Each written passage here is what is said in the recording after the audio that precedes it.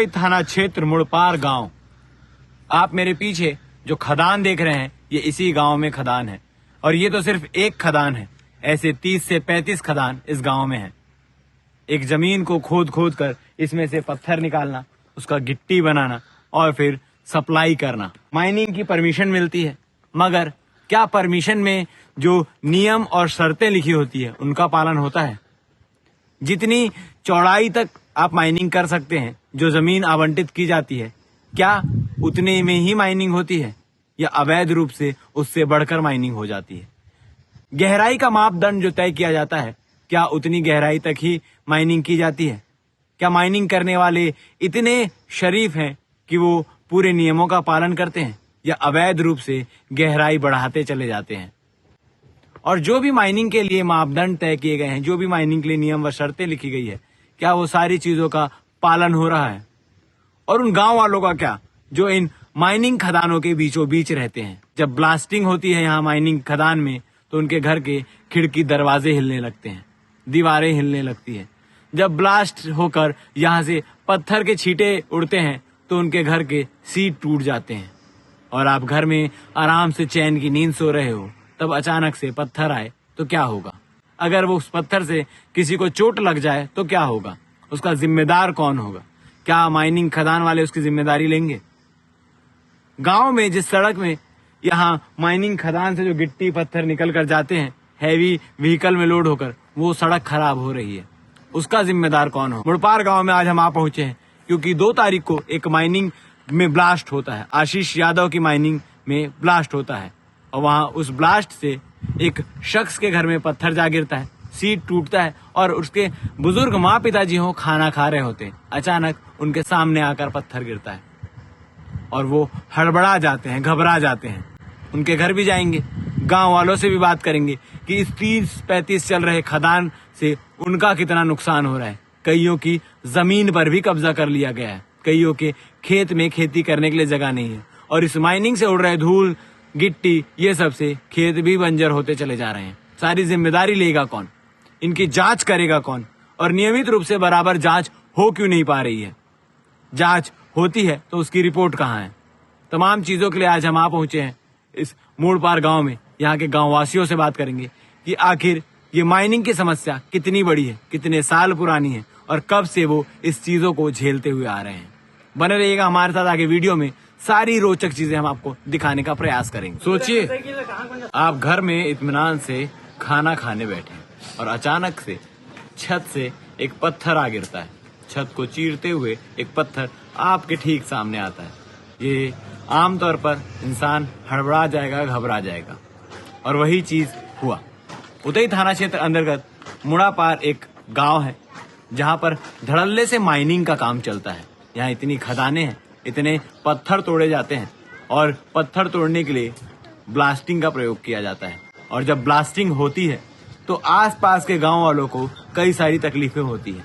घर के दरवाजे हिलने लगते हैं। इस बार तो इससे ज्यादा हद ही हो गई कि माइनिंग का जो ब्लास्टिंग का जो पत्थर था वो घर में आ गिरा, घर की सीट को तोड़ते हुए सीधा सामने आकर गिरता है। वो तो शुक्र है कि किसी को चोट नहीं लगी, मगर चोट लग जाती तो उसका जिम्मेदार कौन होता? क्या यह माइनिंग लीगली रूप से चल रही है? जितने माइनिंग के और ब्लास्टिंग के जो भी नियम है, जो भी मापदंड है, क्या उन सभी का पालन कर रहे हैं ये माइनिंग करने वाले लोग? जिन शख्स के घर पे गिरा है पत्थर, जिनका शीट टूटा है, जिनके माता पिता खा रहे थे, उनके सामने जाकर गिरा है, वो हमारे साथ मौजूद है। उनसे बातचीत करेंगे क्या कुछ उस दिन हुआ, क्योंकि 2 तारीख की घटना है। 2 जुलाई को ब्लास्टिंग होती है और फिर ये सारी चीजें निकलकर सामने आती है। 2 जुलाई को क्या हुआ था भैया? 2 तारीख को जैसे ही मतलब लमसम ब्लास्टिंग जो हुई सब, तो मोर माता पिता यहाँ सामने खाना वाना खा ले बैठे रही से, तो वहीं गिरी से पत्थर है। कब से रह रहे हो आप लोग यहाँ पे? यहाँ तो हम लोग बचपन से हैं। बचपन से, मतलब यहीं का जन्म है? यहीं का जन्म है। ये माइनिंग कब से चल रहा है इस गांव में? माइनिंग करीब 30-35 साल से ऊपर हो ही रहा होगा। 30-35 साल से। और गांव वालों को इससे कितनी परेशानी है? गांव वालों को तो बहुत परेशानी भैया। इधर आगे जाके पूछो, सबके सीट वीट जो भी है, खप्पर अछानी जो सब मतलब इस गांव के लिए ये आम चीजें हो गई है कि सीट टूटना है ही, पत्थर आना है ही, ये सारी चीजें आम ही है। धूल डस्ट से बहुत परेशान है। और यहाँ और अन्य और गाड़ी चल रहे हैं उसमें भी ओवरलोडिंग है, सबसे दिक्कत है। बच्चे लोग स्कूल जाते हैं, उन लोगों को भी दिक्कत है, कभी भी दुर्घटना हो जाएगा, ऐसा है। आप उस दिन कौन कौन बैठ के खाना खा रहा था, क्या कुछ हुआ था? वहाँ मेरे पिताजी और माताजी थे। दोपहर का समय था? दोपहर का समय था, मैं यहीं पे बैठा था तो इतना जोर से आवाज आया कि हम लोग तो कुछ फूट गया घर में, फ्रिज वगैरह उड़ गया, ऐसे करके सोच रहे थे। ठीक है, पिताजी हमारे साथ मौजूद हैं। आप ही खाना खा रहे थे? हाँ। क्या कुछ हुआ था उस दिन? वो 2 बजे घर है पत्थर भाड़ा से सीट ला फोड़ के ना मैं खाना खा रहे थे, घर सामने में गिरी। डर गए हो कि आप लोग की क्या हुआ अचानक से? घबराहट हो गई ना। अच्छा, ये माइनिंग वाले अपन मर्जी से ब्लास्ट व्लास्ट करते थे क्या? अपन मर्जी से करते और रोड मन मार कभी कभी गाड़ी माड़ी वाले रोकी ब्लास्टिंग होगी। अच्छा, पहले से आके रोकते हैं कि ब्लास्टिंग होने वाला है, रुक जाओ गाड़ी मत चलाओ। ठीक, तो ये घर भी आपको दिखा देते हैं जिस पर ये घर है, और जहाँ पर ब्लास्टिंग का असर हुआ यानी जहाँ पर सीट टूटा है वो भी आपको दिखाएंगे कि किस प्रकार से सीट टूटा है और घर वालों का क्या नुकसान हुआ है।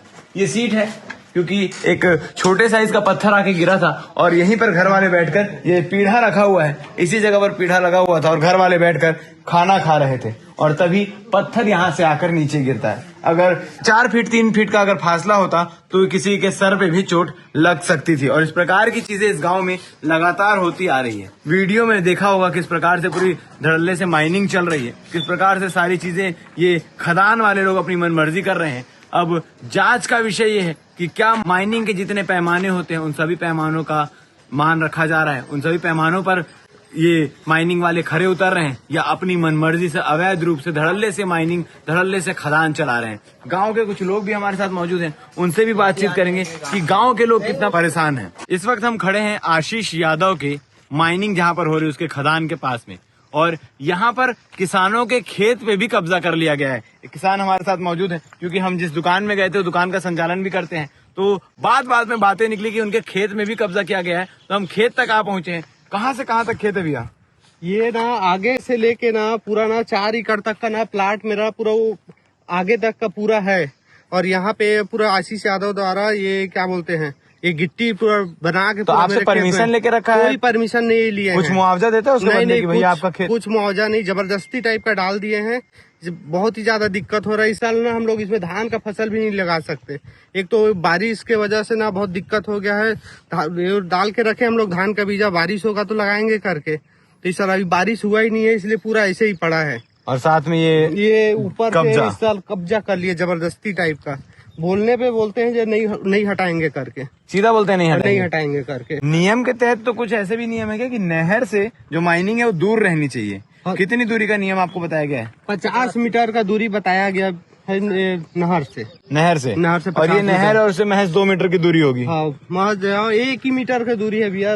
ये देखिए 1 मीटर की दूरी में ही हाँ। माइनिंग का सारा जो गिट्टी विट्टी है वो पूरा डाल के रखा हुआ है, पूरा कब्जा करके रखा गया है। इससे हम लोग बहुत ज्यादा परेशान हो गए। शिकायत भी अधिकारी लोग से कई बार कर चुके हैं लेकिन कोई सुनता नहीं। हम लोग का केस ना पटवारी को बताया नहीं कि भाई हमारा जमीन जितना है नाप दो, ताकि ना सीमांकन होने के बाद वो जगह खाली हो जाए। वो बोलते हैं लेकिन ना आते ही नहीं है ना पटवारी लोग सीमांकन के लिए। नहीं आते हैं।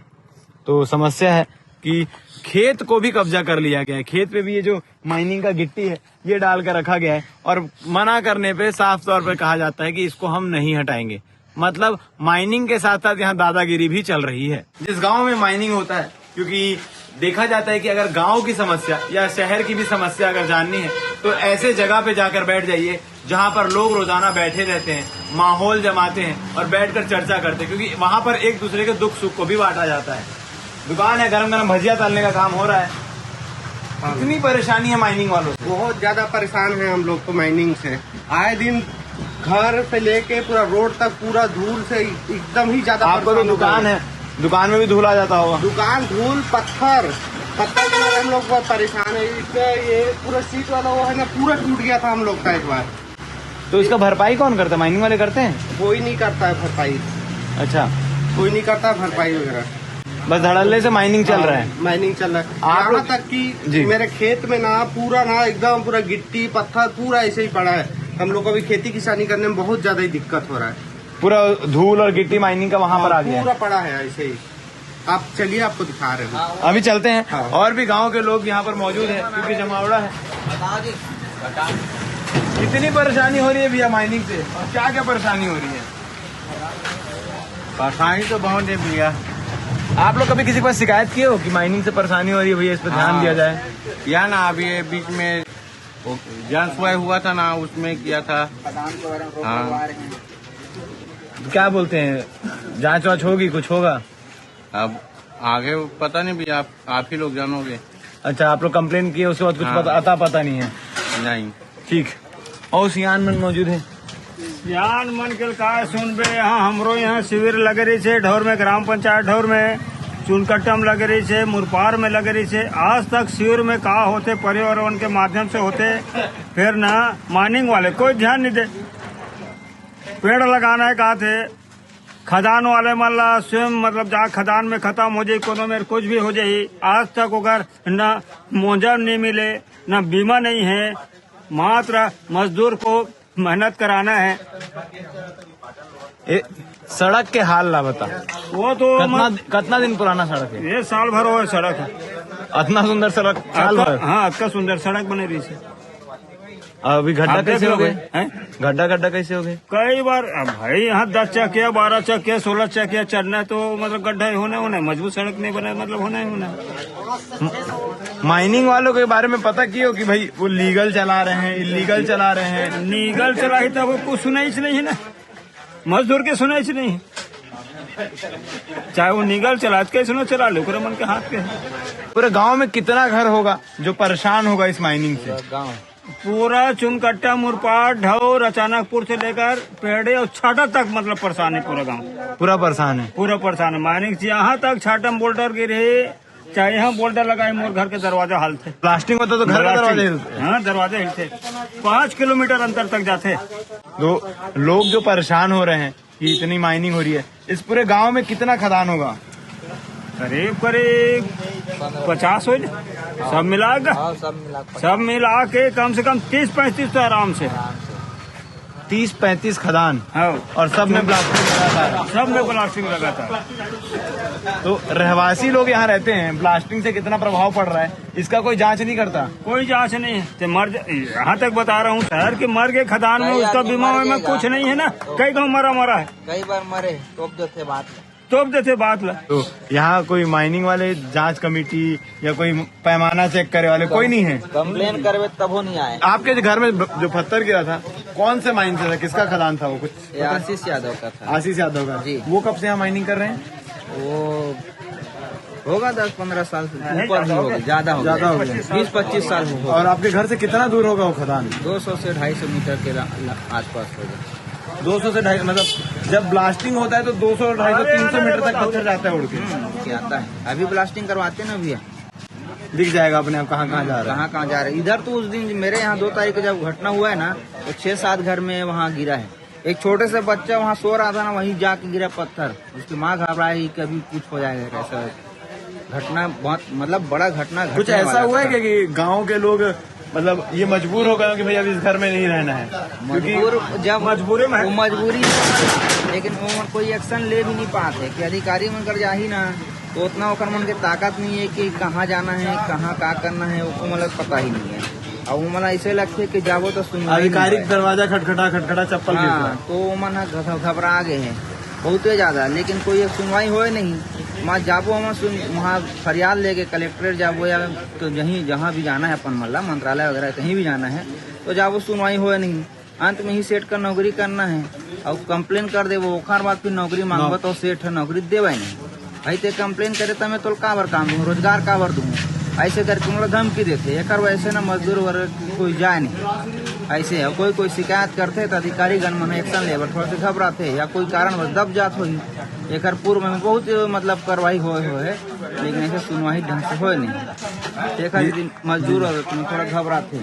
ये पूरे गांव का हाल है। और जैसा कि बताया कि पूरे गांव में 30-35 माइंस है जहां पर ब्लास्टिंग होती है लगातार, और उस ब्लास्टिंग से कभी भी किसी के भी घर का छत टूट जाता है, कभी किसी को चोट लग सकती है, और भी इससे भी बड़ी बड़ी घटनाएं हो सकती है, मगर जांच बिल्कुल नहीं होती। अब ये माइनिंग के लोग धड़ल्ले से जो माइनिंग चला रहे हैं। जैसे कि बताया कि आशीष यादव का माइन था ना, जो आपने, आशीष यादव के माइन में 2 तारीख को ब्लास्ट होता है और ब्लास्ट का जो पत्थर है वो 200-250 मीटर दूर आके एक घर में गिरता है। और वो सिर्फ एक घर में नहीं, कई घर में ऐसी घटनाएं जो है वो हो चुकी है। ये सड़क का हाल है, हैवी व्हीकल चलने से, भारी वाहन चलने से सड़क का ये बदहाल हालत हो चुका है और माइनिंग वाले लोग रुकने का नाम नहीं ले रहे लगातार।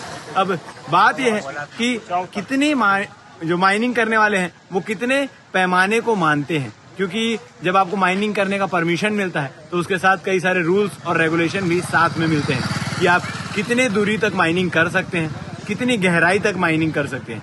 मगर अक्सर देखा गया है कि माइनिंग वाले लोग अपनी मनमानी करके परमिशन तो ले लेते हैं और उसके बाद धड़ल्ले से माइनिंग शुरू कर देते हैं। जितनी गहराई का पैमाना तय किया जाता है उससे कई गुना ज्यादा गहराई में खोद देते हैं, उससे कई गुना ज्यादा दूरी की माइनिंग कर देते हैं और इसमें गांव वालों को काफी नुकसान उठाना पड़ता है, गांव वालों को काफी नुकसान झेलना पड़ता है। अब इस पे किस प्रकार की कार्रवाई होती है, क्योंकि आपको बता दें इस मामले में जो ब्लास्ट करने वाला शख्स था उसके ऊपर और जो माइनिंग का मालिक है उसके ऊपर कार्रवाई की गई है और उसके ऊपर एफआईआर होने के बाद सारी कार्रवाई प्रक्रिया की जा रही है। मगर ये तो सिर्फ एक केस, ऐसे कई सारे केसेस होते हैं। अब इसमें कितनी जांच होती है, क्या कुछ होता है, माइनिंग विभाग जो है वो कितनी जांच करता है, ब्लास्टिंग की जो पैमाने हैं वो कितने जांच करते हैं और जांच रिपोर्ट में क्या कुछ चीजें सामने आती है, ये देखने वाली बात रहेगी। गांव वालों को अगर इतनी परेशानी हो रही है तो पूरे के पूरे 35 जो माइंस हैं सब में जांच की आवश्यकता है कि कौन कौन जो है वो सही और वैध तरीके से माइनिंग कर रहे हैं और कौन कौन अवैध तरीके से माइनिंग कर रहे हैं।